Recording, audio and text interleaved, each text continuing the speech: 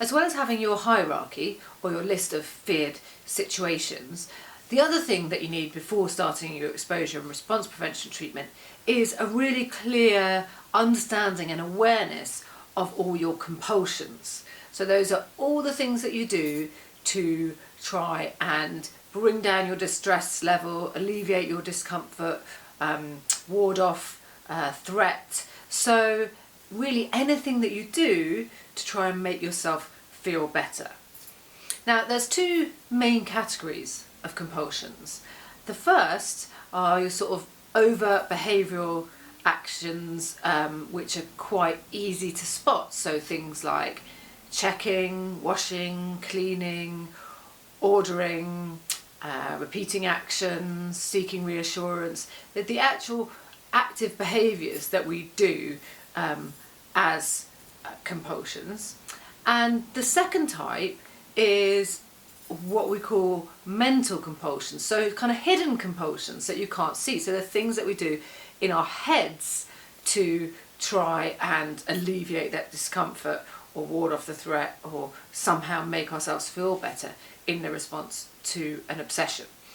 And the hidden compulsions are often not so easy to spot, and you might not even realise you're doing them.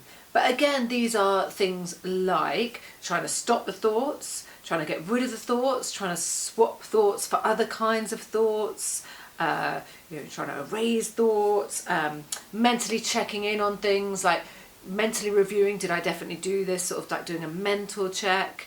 There's a lot of things that people do actually internally that they don't realise are actually compulsions. So anything that's going on in there, which is not just letting the thought be there and not paying attention to it, is probably going to count as a mental compulsion.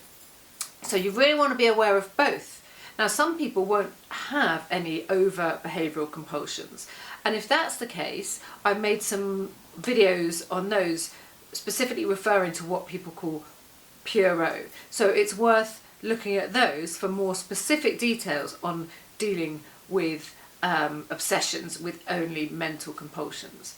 But in my experience, most people who have overt compulsions, like the behavioural compulsions, will also have some of the mental compulsions. So it's not that you necessarily only have one or the other. Most people will have both, and some people have only the internal ones. So get really clear on what it is you're doing. Watch yourself over the next few days. What do you do? How do you respond when you feel distressed or when an obsession comes on? What do you do to try and make yourself feel better, to try and get rid of the feelings, to try and ward off the threat? Try and note down everything, and then once you have a really clear picture, you'll know exactly what it is that you need to not do when you do your exposure and response prevention treatment. So remember, you're going to expose yourself to the feared situation. You're not going to perform one of your usual responses, so the ones that I'm asking you to look out for now. And then you're going to go that one step further and do the opposite of what the OCD wants, like I described in the introduction to ERP video. And there'll be other videos showing you how to really crack in and do the opposite of what the OCD wants, so you can make the best possible progress.